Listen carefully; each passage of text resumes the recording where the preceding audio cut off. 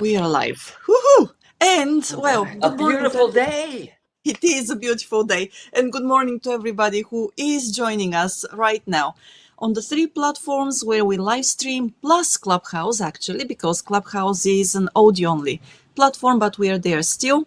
And I want to say, well, good morning to Tim as well. And, Morning. well, yes, great. Also, before we start actually with this briefing, no, it's not a briefing, it's just a session, a meandering session today, right? A meandering session. It's going to be like a jam session. Imagine you're at a Grateful Dead concert and they're playing Space Jam. We don't know what direction we're going to go in, but we promise you we will try to have fun. All right. Yes, We'll bring you and along we're for the ride. indeed, and we're going to talk about something very intangible. It is culture, but I'm going to make also some disclaimers later after Tim sets up the scene. Before that, though, I want to say thank you to our sponsors, and they are our friends as well. So you already know that our first sponsor is Kanchu.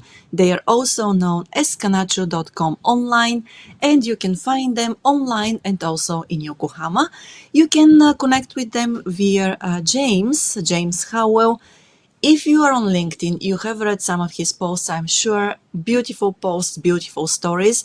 So please do not hesitate to reach out to him if you're not connected and talk about any projects you might have in mind in the areas of buying and selling real estate in Yokohama, real estate investment, and property management as well.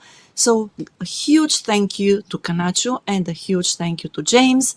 Now we're back to the meandering session Yeah, about. but first I want to say, like, I have heard, both of us have heard, like, I don't know, the last few weeks, people that we've met or talked to who have actually either used James's services or plan to use them. And it's very heartening to hear that. Of course they advertise for us, but I would sell them even if they didn't because I like them. They're my friends. They're our friends, right? So that Yeah. makes me feel good when I hear people have actually used them and had a great experience. So don't believe me. Talk to some of their satisfied clients. So Yes. yeah. So today, like Maya said, this is going to be a meandering session, and basically, we had a miscommunication. We had a guest speaker scheduled, a little miscommunication. So basically, in a nutshell, we're ad libbing today. We're gonna. I put on my dancing shoes and I'm gonna tap dance my way through this today. Um, and as fate would have it, Maya and I, we talk a lot offline, just friendly chat. We like to talk about geek out on culture, right? We like to talk Right. about that. Yes. And Maya made an observation of a recent comment she saw, and it resonated. And the comment basically, I don't know the context; it doesn't really matter. But that it basically, oh, that's not Japanese culture. That was imported. That's not really Japanese culture. It was a Western influence. Fill in the blanks. It could be from America, from China, from Europe. It doesn't matter. And this happens all cultures. We all adapt other cultures. That has really helped civilization progress. But the Japanese are masters at it, and they've been doing it since forever. And for someone to say that's not Japanese just because it was imported is not a nuanced way to view the situation. Because one, cultural values, they don't just disappear in a generation. They might get, diluted and reprioritized, but they don't just disappear. There's always a cultural influence. And most of the time it's subconscious. Like we're kind of, what, on autopilot. Right. And Yes. right, we're kind of on autopilot and we don't even realize our own values. The only reason I realized my values is because I moved to Japan and then I started studying American culture and Japanese culture. And I realized first there was a lot of stuff about my culture that was unconsciously happening that I never thought about. Like I never studied the Greek philosophers. And then in college I study them and I'm like, they put the truth at the top of the hierarchy of values. And so in my culture, Western culture, most of us believe as an ideal that the truth is good, right? Right. We don't Yes. articulate it. It's just a tidy Maya. Of course, the truth is good, right? And it Yes. doesn't mean we don't have lots of liars. We've got lots of liars in our cultures. Right. Every Mm. culture has. But the ideal is not to lie. And even if you're lying, you want the other person to think you're telling the truth because that's what they value, right? Mm-hmm. We're on autopilot, and we do things even if you never studied the Greek philosophers. It's baked into the culture, right? I had Right. a Yes. friend from you. He wasn't a friend. It's someone I came across online. UK, smart guy, scientist, and I made a comment about how the Judeo-Christian view impacted Western culture. And he's like, "No, that's wrong. I'm an atheist, and you might be a Christian, but I'm an atheist." And I'm like, Mm. "Okay, you missed the point. I'm not a religious guy. I'm not a Christian, but I studied history, and I can see its impact today." Right. Yeah. Yeah.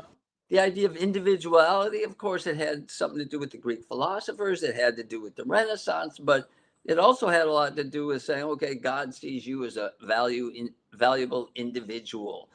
So if you believe in individualism, all these Western traditions, including Christianity, have fed into that ethos, that way of looking at the world, right? Whether Right. you are aware of it or not, right? And getting back to the truth, I can give you a concrete example. We value the truth, and the Greeks invented the dialectic ostensibly to get to the truth. Doesn't mean you always do, but that was what it was designed for. Mm-hmm. And you debate, and ideally, you get to the truth, right? And you look at the workplace. Americans love to go in at a meeting and debate. We consider that healthy. We say healthy debate, right? And I'm not Yes. disputing that. But the Japanese look at that and they say, it's not healthy if you ruin the harmony. So in this situation, we're going to prioritize harmony over the truth, and we can work out the harmony behind the scenes later so no one loses face. And I'm not saying they always do it, but more often than not, they do. And more often than Americans, they'll do that. They'll prioritize harmony over value, but they're not thinking, oh, Confucius said this. No, but it came from Confucianism, the value of harmony, right? Right. Yeah. So, and I'll give you one more example, and maybe we can, open the floor. But everything the Japanese have imported, they've Japanized, right? And when you choose to import a tradition, your cultural values are guiding whether or not you choose to try to import that, what you choose to reject from that culture, what you choose to adapt, and in the case of Japan, Japanize to fit Mm-hmm. your culture. So in Prince Shotoku, that's, let's say, the late 6th century to the early 7th century, started systematically bringing in culture from China. Why? Because China had the most advanced civilization on earth. And in fact, it was way ahead of Western culture at that time, right? And I remember reading Reischauer, and he said they saw this practical value in adapting some of these Chinese traditions. And rightly or wrongly, they said, well, they got this magical foreign religion called Buddhism. So, yeah, let's bring it on in. And they have, they have a writing system. We don't have one. Okay, we'll bring it in. And, Confucianism, they have this ethical system. And, oh, by the way, the leader has the mandate from heaven. So now Prince Shotoku, well, he obviously liked that because now he could say his authority was vested in some supreme power above him, right? But Right. Yeah. to but it's not like they just took the Chinese system and plopped it in. They massaged it. They, not intentionally, misinterpreted certain things. What the intended meaning of some of the texts might have not been how the Japanese understood it. That's culture, Right. influencing how you choose to, create meaning around the words you're reading, right? So they Japanized it to the point where they infused it into Bushido, the warrior spirit. Like it became, this harmony-based philosophy. They baked it into the Bushido, and including the ranking of society, and all these influences. Same with Buddhism. It they it influenced them to become more process oriented. But the Japanese flavors, there's more than one, of Buddhism, are not the same flavor of Buddhism that China had, and they had different flavors. And Thailand has a different flavor of Buddhism. Culture influenced how that was transformed, right? And then Right. look at the writing system. Chinese writings, yeah, it came from China, but the Japanese Japanized it. They created the phonetic system, hiragana. It helped with the particles because their grammar's different and the particles are important in telling you, is it the direct object, the subject, right? So even you can see how it manifested and became Japanized. So fast forward, management. Somebody told me, oh, Japanese don't manage. That's Deming. Yeah, it's Deming. He has a big stamp on it. But I guarantee you, I learned this the hard way, many years of experience. When the Japanese say total quality management, they don't mean the same thing as when Americans say total Mm. quality. They think they do, but they don't. And again, I learned this the hard way, but the light bulb went on when I was working with a Japanese client. And the Japanese manager, after hearing my seminar, which was about communication and management, he says, can you teach the Americans TQM? And it was over drinks after the seminar. And I said, I don't do TQM. That's not my wheelhouse. He goes, no, no, you understand it. That's what you were talking about today in our seminar. And I'm like, you guys, you have people inside who know the 7 quality tools and they could teach. He goes, no, they understand that, but they are missing the point of it. And I said, what are you talking about? And as we're talking, basically, he's not saying it directly, but he's saying, the Americans, they look at this part and they think the quality is in the part. He goes, we don't think it's in the part. It's in the people. It's here. It's in our heart. And the people who make it, the part is a manifestation of the quality in the hearts of the people that are making it. So to them, it was more like a spiritual endeavor. It was a frame of mind, and it was grounded in the idea that people care. They care about doing quality work. They care about honing their own craft, continuous improvement.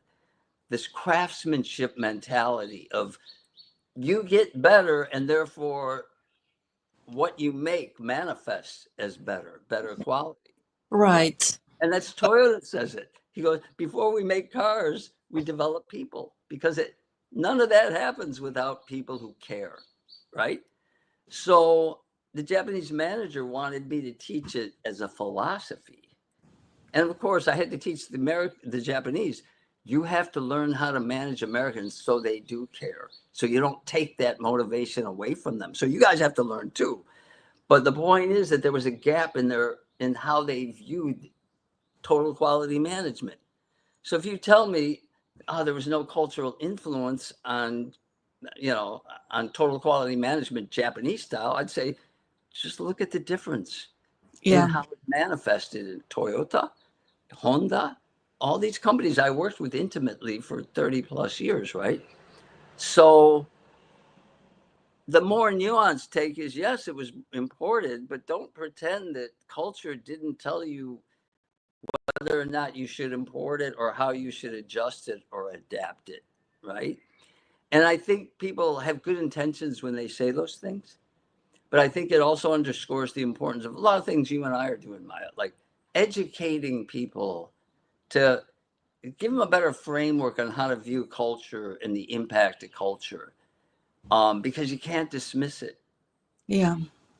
So that's kind of my lighthearted curmudgeonly rant for this morning, and I'll give the floor to you because I already took up a lot of time.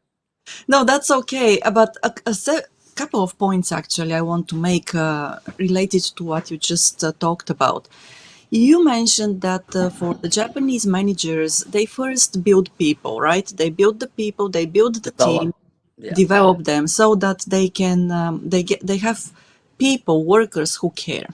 Now, here the point is that we have to come to the to the realization that they want people, but they have come to this understanding that they need people who care because that's how the Japanese society works. Okay, and the Japanese society works in this way because it is group oriented. It is group oriented because throughout centuries they have stuck as groups, as communities. Rice, starting with rice culture. You Yes, need the group. Yeah. Yeah. start with rice culture, but also think about the environment of the Japanese agriculture. Yeah. So it is natural disaster prone. People have to stick together if they want to survive and be resilient as a group, so that they can grow rice next year once again, even if this year they cannot do this, right? Right. So, and gradually over centuries, this mindset has been created so that people know deep down that they have to stay together. And in order to stay together, they cannot have open conflicts, right? Conflicts should be resolved even before they fester. Let me say this. Yeah. Yeah.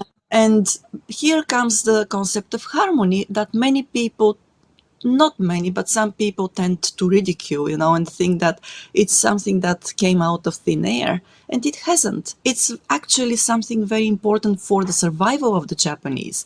Because if there is no harmony in the group, they cannot work together. Yeah. So, And one you of the. got Shinto, harmony with nature. You have Confucianism, which fit perfectly because the Yeah, idea of harmony, a society based on harmony, help. So yeah, those are all. And just so people don't misunderstand, a lot of times when Maya and I talk about this, it may sound like we're saying Japan's great and has no flaws. That's not what we're saying. We're not necessarily making value judgments. We're just saying it's different. And are there weaknesses that are also baked in? Yes. Are yes. there unpleasant realities? Of course, right? Mm-hmm. Um, so they're not perfect. And actually, I wanted to give you one more example, okay? And then we'll go back to your Mm-hmm. capitalism. You say the Japanese imported capitalism. Japanese capitalism is not the same as American capitalism. And I'll give you a quick example. Japanese capitalism is still fundamentally grounded in certain values, like you know, the greater good, which implies long-term thinking and rejects doing basing decisions on next quarter's profits. So while in America it's like keep it in the black, keep it in the black, next quarter, got to make money, got to keep growing. And so decisions will be made, oh, the economy's down, let's lay off a bunch of people. So the next quarter profits don't look as bad. Japanese will say, yeah, we're looking down the road, and if we lay off all these people, they're our most valuable asset because they really mean it, because quality comes from the hearts of the people that work for you. Yeah. And so we're willing to take a hit next quarter and the next couple of quarters because we're looking 10 years down the line. And in the end, it's still going to make us stronger. We're just going to have to endure. So Japanese, especially the bigger companies, and I know it's changing, but I've seen Honda do it. I've seen Toyota do it in the US, where they could have laid people off, or they give them really generous severances.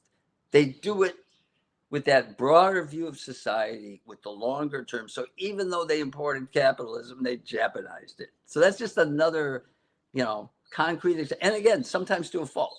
Sometimes they do things to a fault. All our cultures do, right? My point isn't it's good or bad. It's Yeah. culture is pulling the strings at a subconscious level or conscious. It depends.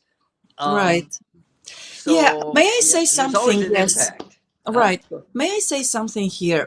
Well, we talk a lot about culture, and the other day I listened to Max Salmon's being a guest speaker on a podcast.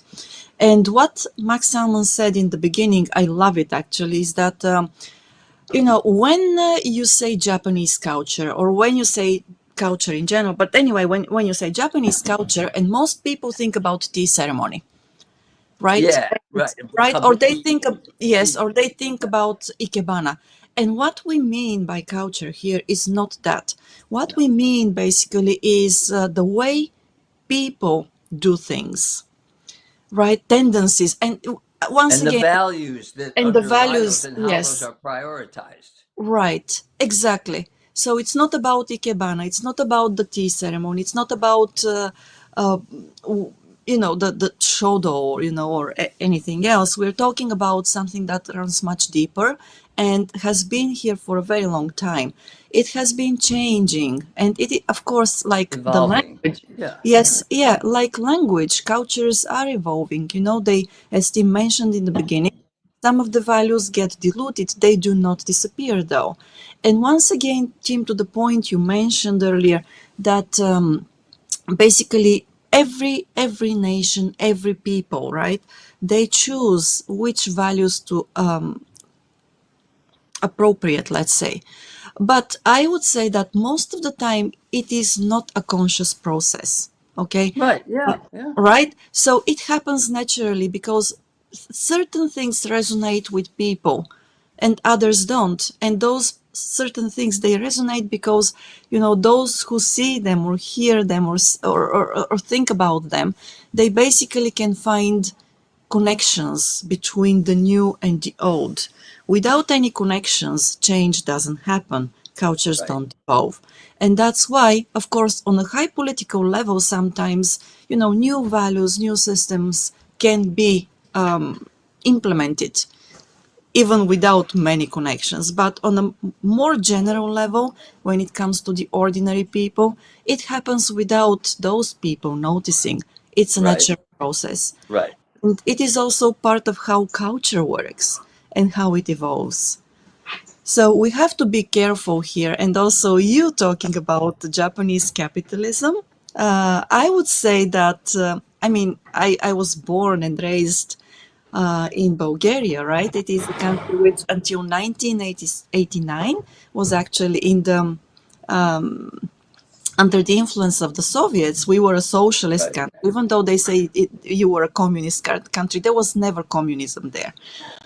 But there was socialism. And I would say I can see many, so many, common points between how it was back then and what Japan is at the The moment. greater good The greater and the good, biggest. Yeah. yes. Yeah. Yeah. Yeah. Yes, it's a more group-oriented society. It is people think, at least 5 years down the road, and more often than not, it is 10 or 15.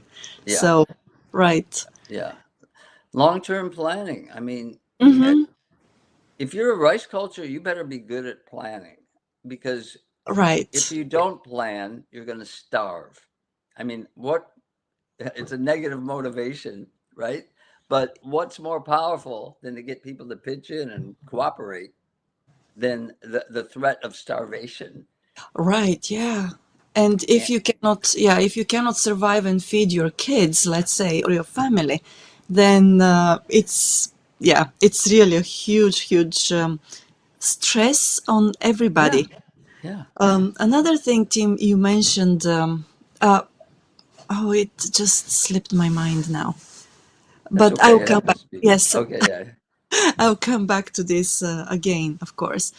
But the thing is that once again, the way things happen, over time, it takes years for something to evolve, for a value to evolve, for tradition to take root, right? It doesn't happen overnight.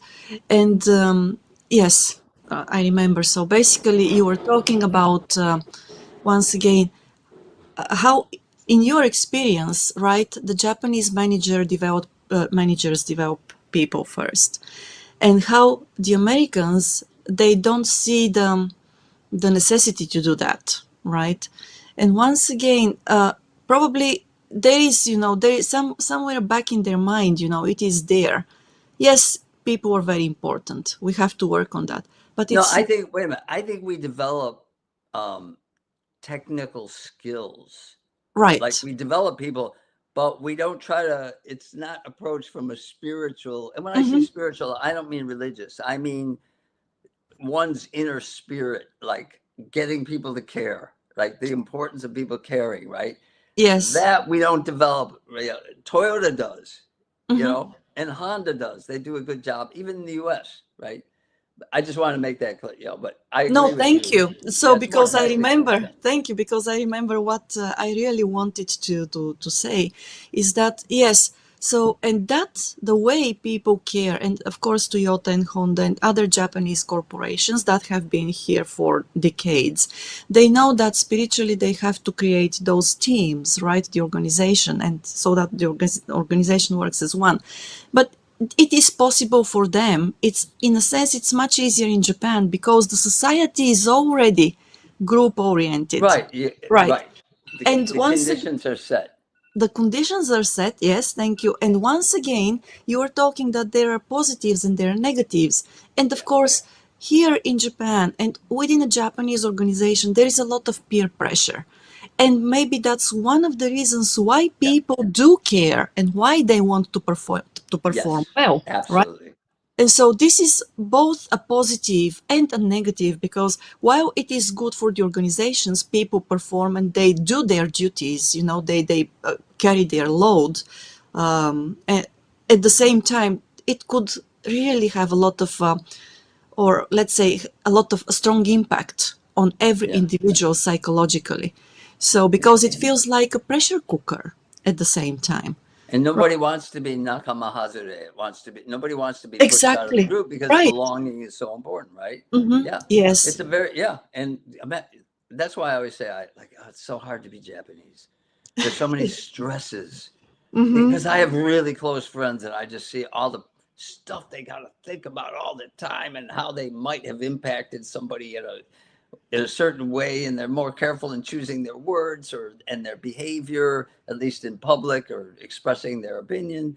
So, it is the fear of rejection from the group, the old Mado Giwazoku, the window tribe. You give them a newspaper, get them out of here, and they're useless, and they won't fire them because the laws won't allow you to. So you put them near the window and shame them. And I don't even know if they do that anymore, but I don't know if they can Oh, afford to. Do it they still do it? happens. It They happens. do. And then the Yes, other they do. people, they divvy up that person's work and everybody else takes it and they're kind of proud, like they're all Right. useful, right? Yeah. Yeah. While Americans would say, that's not fair, fire that jerk. Um, and some Japanese actually think there's good in that as well, but their culture just won't allow them to do Yeah. it. Indeed.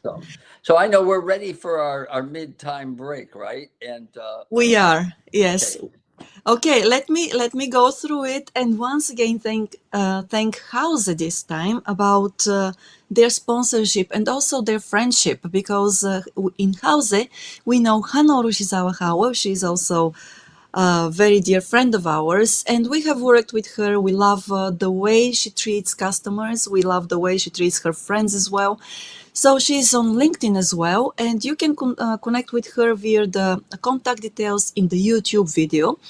But also, you can reach out through the webmaster at house.co.jp and talk with them. You can talk with them either in Japanese or in English.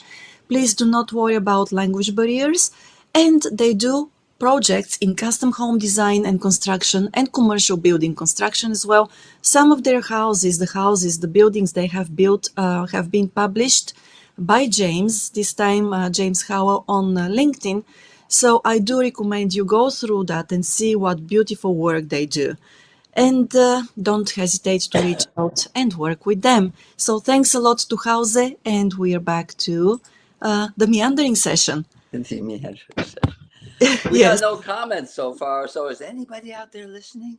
Are we just Yeah. talking into a void? You know, Well, I don't know. But also, if you allow me to go back once again a little bit, I don't want to be too persistent to Shitsukoi, but also that's the reason why when we compare Western cultures, and in particular the American culture and the Japanese culture, meaning how people do business and how people do things in their everyday life, you cannot just say that if you want to create a more group-oriented society in the United States, you just have to be 20% less individualistic.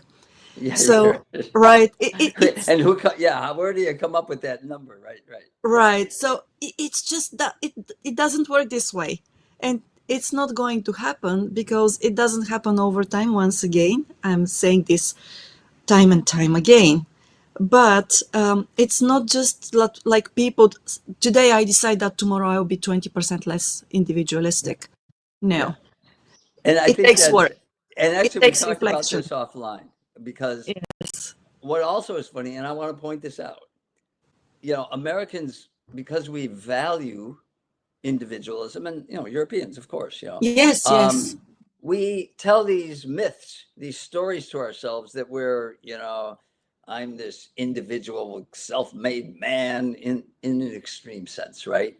And I worked hard, and as an individual, I achieved this. But the truth is, we're not as individualistic as we really think we are. We are much more dependent on society. First of all, on our parents for giving us life. We wouldn't exist without them. So that's a pretty big, important thing, right? Um, Right, yes, and, society provides conditions that make it, more, a little more likely that you can succeed. But there's things that are provided to you. You got the fire department. If your house goes on fire, you have the police department to protect your, its citizens. You got, like, nobody, unless you're living in the wilderness off the land and you're all alone and hunting all your food and growing all your food and generating your own power, you're not a complete individual. So some of it is a myth we tell ourselves, right? Um, right, but it's still an ideal that we aspire to fulfill as individuals, right? And yeah, so what's more important than the reality and how it manifests is the ideal, because there's always a gap between the ideal and the mm-hmm, reality, always. And the ideal, it's another word for value, is what society says you ought to do. You mm-hmm, ought to tell the truth. Or in Japan, you ought to promote harmony for the greater good, right, whatever that oughtness is, right? It doesn't mean the Japanese are always harmonious. In fact, we were talking to someone yesterday about actually, I was the politics that go on below the surface. So the surface is harmonious, but right, below there are factions, and yes, they're vying yes, for power. mm-hmm, The surface looks harmonious because that's the oughtness. You're supposed to be harmonious. You want to look harmonious. So if you can't get real harmony, fake harmony is the next best choice, right? So right, when I say the Japanese value harmony, it doesn't mean they're always harmonious. It means that's the idea, right? exactly, yes, And I think that's, like, a lot of people don't make that distinction. I've heard people say, "Oh, Americans, they don't value truth. They have lots of liars." I'd say, no, we value it. We just don't walk the talk.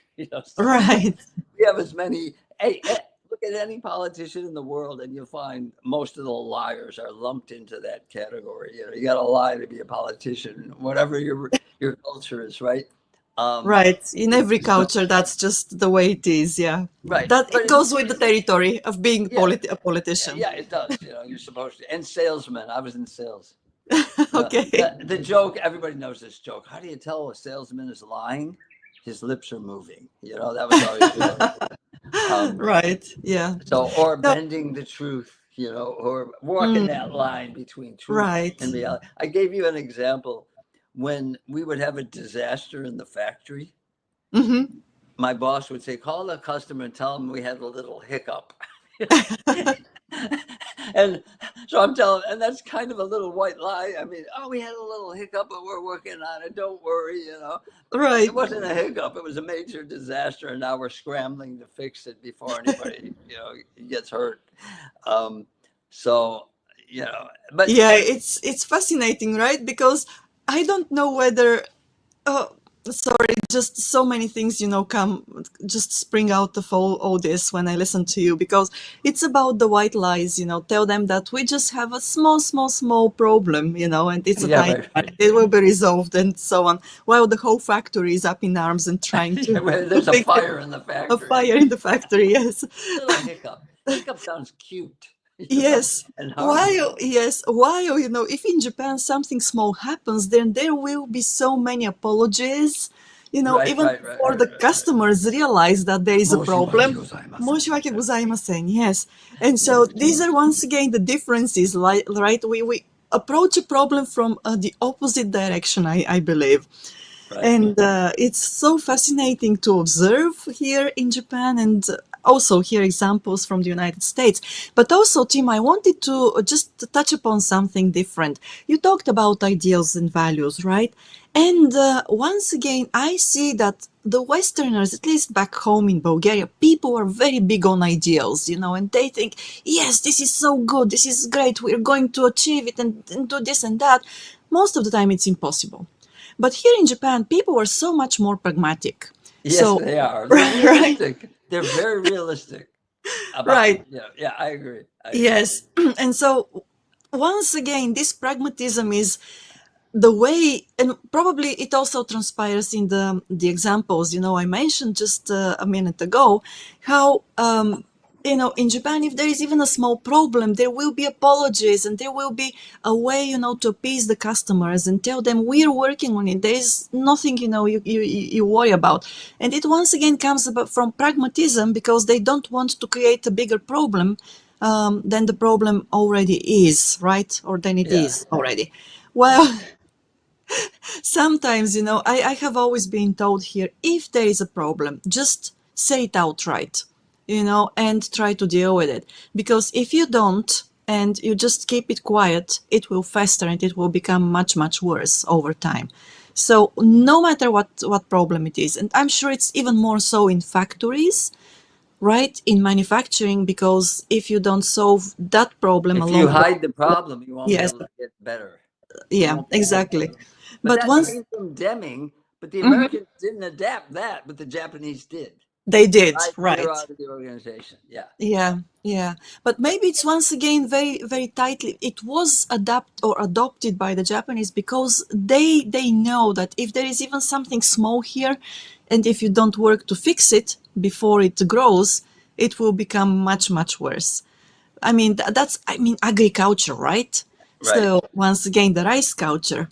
So And if yeah, and yeah, and there's also Confucianism because if you read the Analects of Confucius, he always talks about how with responsibility comes, with power comes responsibility, and without your subjects, if they're yeah, unhappy, then you're not going to be a good leader. So you have to show compassion and empathy toward people below you. Now, I can hear people screaming, but I worked for a Japanese boss and he was, really abusive to me.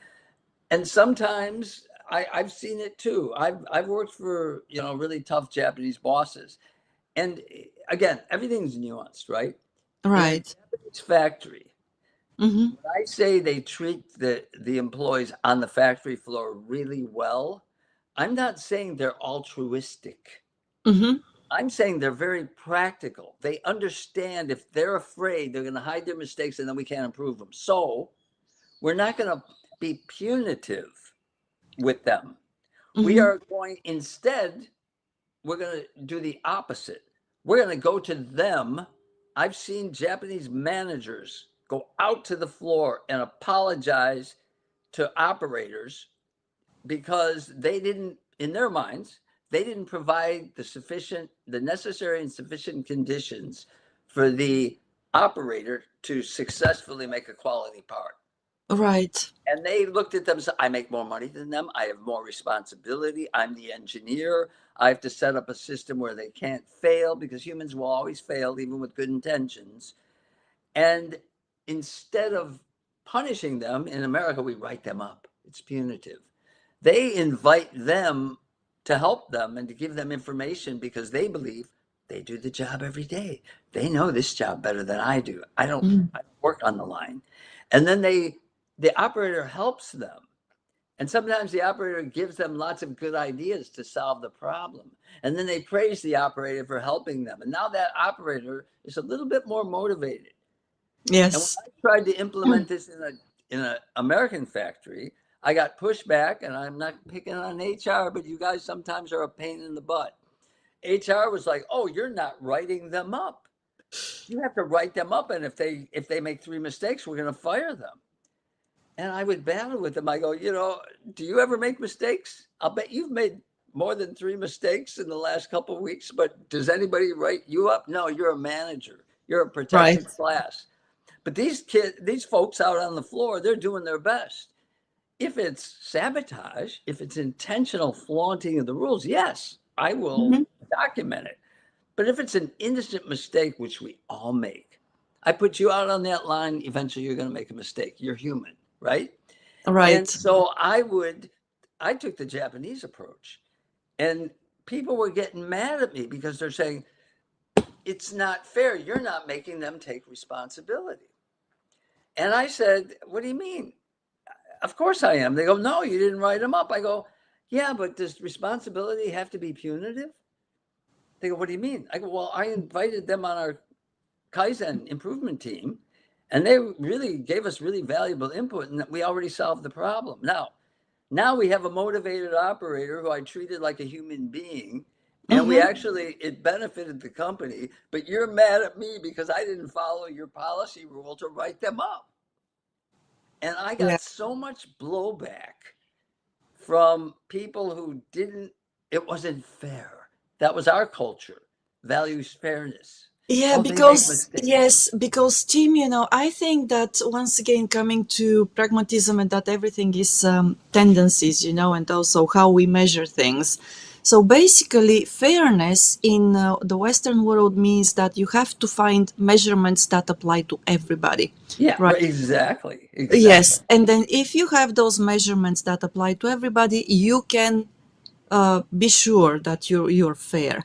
While in Japan, basically fairness means something different. And it's situational too. It is situational too. And then fairness here is more than fairness. We probably have to talk once again about saving face, working for the organization, and thinking how The you can greater good the greater good once again. versus individual rights. Yes, You know, individual rights and being fair.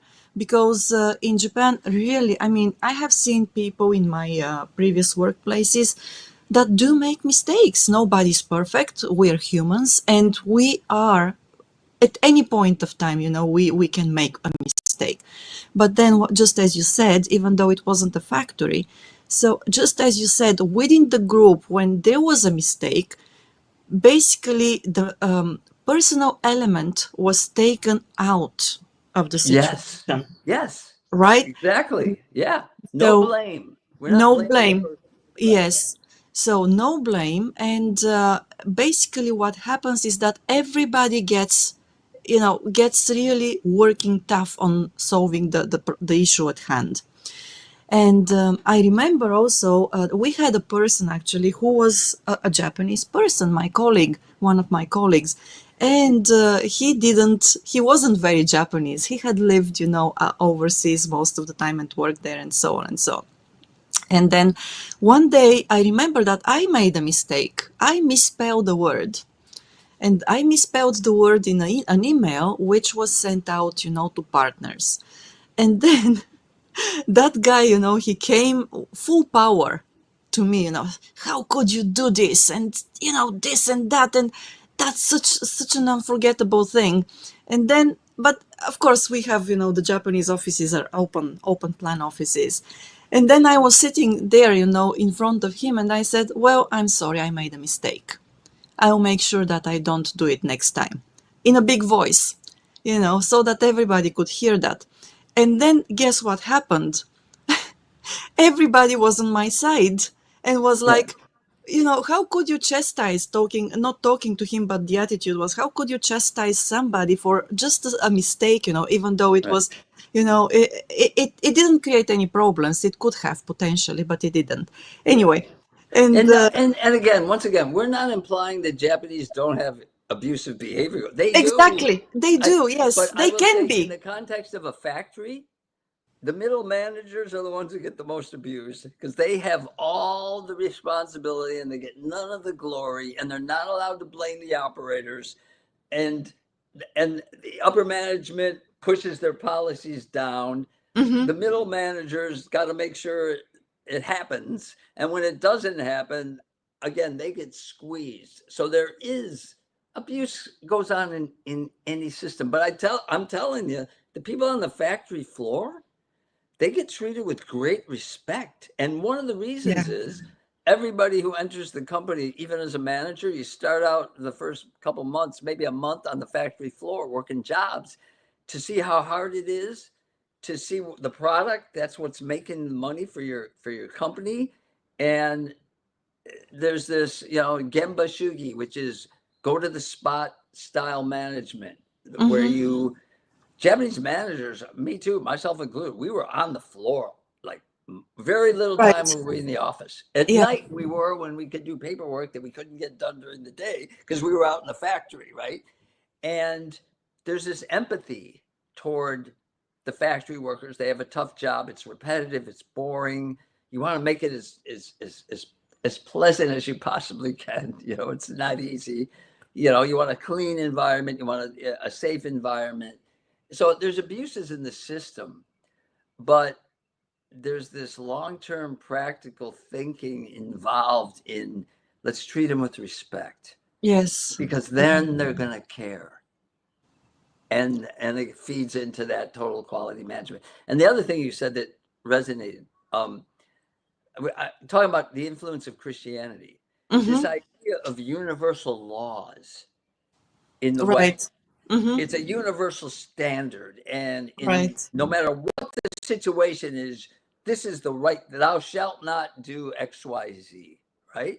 Right. Japanese ethical systems are based more on Confucianism, which is situational. And anybody who has lived in Japan for any amount of time knows that in one situation, what might be deemed appropriate behavior would be completely inappropriate behavior in another situation.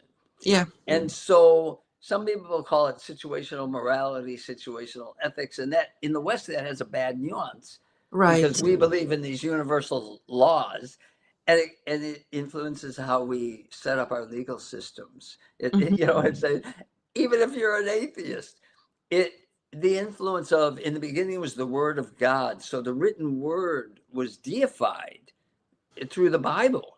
Right. And our legal documents, it's almost like the deification of the written word, because if it's in a document and we all signed it, there's like this sacred meaning we put to it because it's written down.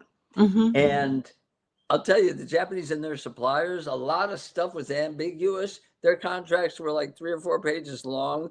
In America, the contract was a book, hundreds of pages, based on blueprints, based on universal standards that Right. everybody understood. Again, you're seeing more Christianity infused in that. Oh, While in yes. Japan, every Japanese company had their own protocols for blueprint drawings. So the Mm-hmm. Honda blueprint drawings were different than the Toyota blueprint drawings.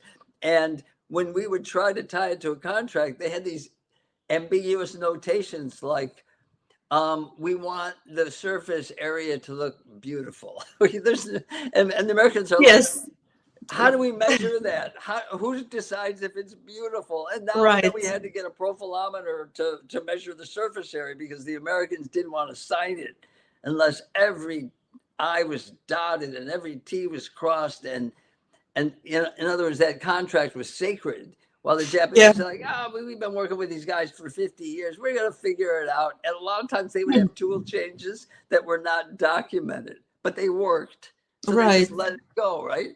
And Yes. like, we can't do that. Every tool change, we have to document it. It's got to be a paper trail, right? Yeah, that's So funny because, yes, I mean, you can see that as a general tendency, political and geopolitical tendency in Europe, for example, because the European Commission is regulating every single industry, to the T.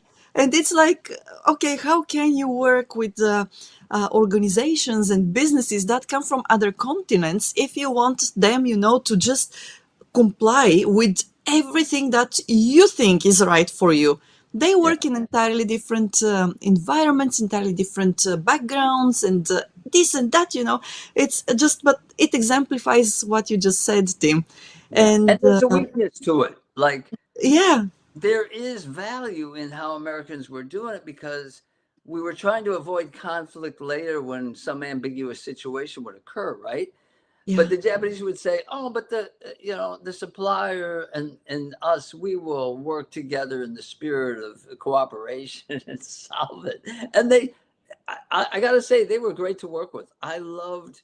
We didn't. When I ran an American factory, we didn't supply Honda directly, but we supplied their suppliers, right? So we were right, like third tier, right? Second tier sometimes. And if there was a problem, and sometimes it was ambiguous, they were extremely cooperative. When we had quality problems, like we couldn't figure out how to solve, they would actually send their engineers in to help. And Denso sent a really good engineer. His name is Mr. Ikubo. Mr. Ikubo, which the Americans in rural Indiana couldn't pronounce, so they called him Mr. Ikaboo. That's what they called him. But Mr. Ikubo like stayed in Okay. our factory for like a month, and he helped us. He was like our ally, Mm-hmm. you know.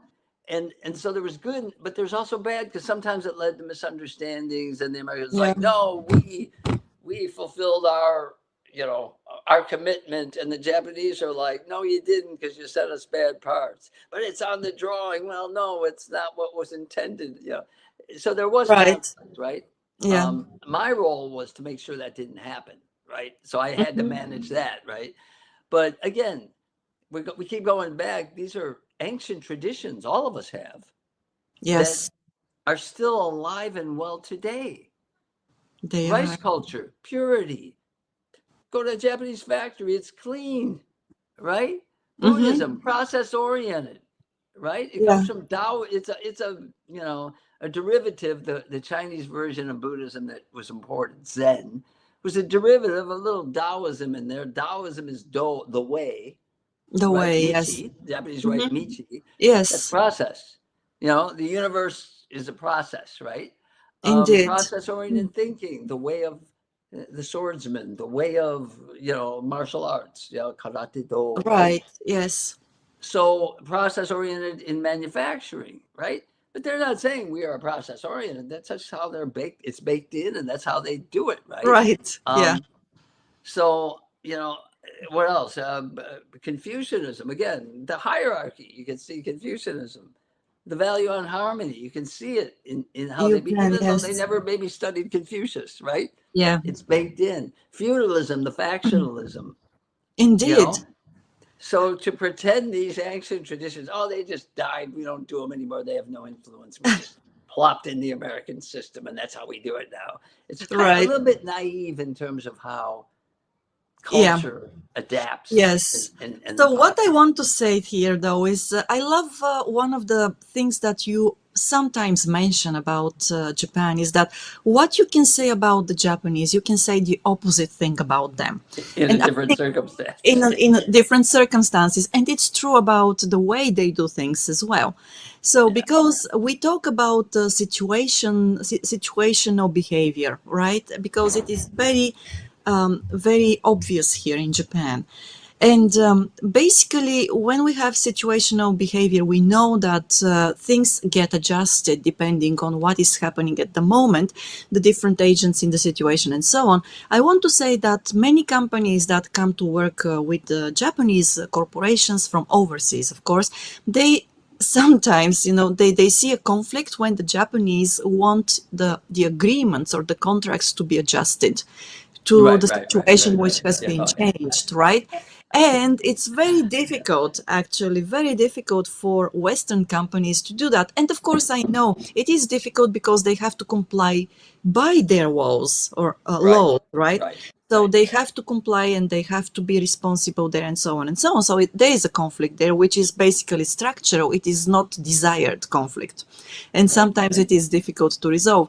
But I also want to say that somebody would jump and and shout, wow, but the Japanese, they don't want to accommodate us when when we're different. So for example, if my situation is different and I go to the word office and they say, okay, I say, I don't have, for example, my ID with me, so what should I do? They don't want to help, right? And so why do you say that things are situational, they are for wa and harmony, and they still don't want to do that? But once again, it is what you can say about Japan and its culture. You can say the opposite thing, and I would say also that it is kind of depends on the person, the agents, the people who are involved in that situation, because sometimes you really get problems resolved without you expecting them to be resolved. Yeah, Structural problems that seem impossible to resolve, they get resolved because the person sitting on the other side of the counter basically takes to heart your issue, and they move and they help you. Yeah, I had people break rules for me. Yeah. You know, I told the story before, but when I was a student, I spent a year at Waseda, and it was the Goaku Kenkyujo, and I had a bunka visa, a cultural visa, right? And they were like every 6 months I had to renew it and put in all my new paperwork, and then when I got into ICU, I was a regular student, so now I had to upgrade to a 1 year student visa, right? And so I go down to the office. I had no clue. Technically, if I'm going to upgrade the visa, I had to leave the country and come back. Mhm. And so I go down, I got all my paperwork in order, but I didn't know this very important fact. And the lady looks through my paperwork and she goes, "Wait a minute, you're upgrading from a culture visa to a student visa. You have to leave the country." She says to me, and I almost started crying because I was a poor student. I had no money, and I was in school. I couldn't afford to leave the country and come back, and I would have had to take time off. And so I started telling her, I go, "I have no money, and I'm in school now. What am I going to do?" And like she could see, I was very distraught. And she looks left, she looks right, and she stamps it and she gives it to me. And I go, "So what do I have to do?" She goes, "Just get out of here." Like, so she gave me the upgrade. She broke the rules for me. Right. And Mm. I guess I gave her the sob story. Sob stories help a lot in Japan. If you appeal to them as a human being, Yeah. it works sometimes, and I tapped into something in her that brought out her compassion, and she very kindly helped me, Yeah. right? So rules will be broken, and I think maybe the lesson there is, even though I didn't have a relationship with her, I made a human connection in that interaction, right? And if Right. the Japanese feel a human connection, they're more likely to be more flexible with you if Right. you're, and sometimes that flexibility is a barometer of your relationship with that person. They'll cut you some slack Mm-hmm. because you're a friend, or because they think you're sincere, or they think you had good intentions, Yeah. you know um, so I've seen that happen. And you said the Japanese love the rules. Yeah, well, that situation, she was willing to skirt that rule. It wasn't a universal. It was a Mm-hmm. situational decision by her, human to human, right? And Right. so as I look back, it was kind of a beautiful little thing she did for me. She really Yeah. helped me out. I would have been like in big trouble. Um, so Yeah. yeah. Again, good and bad everywhere, right? Everywhere. Yeah. We're already at 9 o'clock and we just rambled as we promised. We rambled. So, tying this in a messy little bow, because I can't tie good bows. Um, Culture just is always influencing things, whether you realize it or not. It can be in subtle ways, but more often than not, the subtle ways are the most impactful. And don't dismiss the notion that even if something is imported from another culture, that your own culture wasn't involved in the adaptation of that. And could I do one more mini rant? Yes. Okay. I hate the way the word cultural appropriation is used. Mm-hmm. And it implies something was imported and done in a disrespectful way, right? I think Right. we should call that cultural misappropriation. I think we need to give it a better word, because a lot of Right. times good intentions Mm-hmm. are involved, and I think intentions are important. And also, who decides that it was inappropriate? Who's going to decide? And remember, we had that one podcast about I Stefani do. Gwen, right? Yes. And I didn't even know who Stefani Gwen was until this happened. But All right. apparently, she gave a performance and she was wearing a Japanese kimono, and it was clear she loves Japan, has nothing but respect for Japan. And all the crazy Twitter heads, mostly from my culture, all these self righteous people, decided they were going to get offended on behalf of Japan and say, "Oh, you can't culturally appropriate." And and who was our guest on that? he's from Eastern Europe guy. He's a real funny guy. He lived in America. What's his name again? Anyway, they were talking about how and they culturally appropriated the Harajuku style, Harajuku girl style, and he said, "Yeah, and they appropriated it from Victorian England, like those styles." Yes. And then I started thinking, and yeah, come to think of it, the Japanese appropriated our suits. They wear suits to work every day. So why aren't people complaining about that? But the funny thing was, I couldn't find a single Japanese person who was mad at Stefani Gwen for doing that. And they always say, "Oh, that was so cute. She looked so Right. good. I feel so Yes. honored that she wore." Yes. So, and I'm sure you can find a Japanese person somewhere that was offended. But what I'm saying is, who decides Yeah. whether? So I think we have to accept cultural adaptation in general is a good thing, and some people are going to abuse it and do it disrespectfully, and it's your right to get mad at them. But I don't think that adapting culture is a bad thing, and the Japanese have been doing it long before we were even around in America, right? And they've been True. doing it. And you mentioned, I think they did it with good intent. But how do I know the Chinese don't look at the Japanese version of Confucianism and say, "Oh no, they got that wrong. I don't like the way it evolved."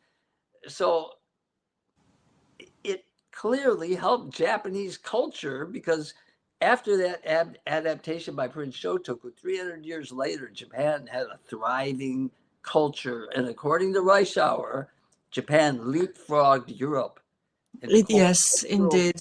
social, legal development. It was the world's first constitution by Prince Shotoku, Hmm. based on Confucian principles, right? Right. So I just don't like the word cultural appropriation the way it's used. I think there's appropriation and there's misappropriation, but we shouldn't condemn it all No, we and shouldn't. self-righteously be offended on behalf of Japan, even though Japan isn't, offended. It's kind of Right. silly and Right. self-righteous. And Self-righteous. one thing that I want to say before we close this session is that I think that we do need to be aware that everything has nuance.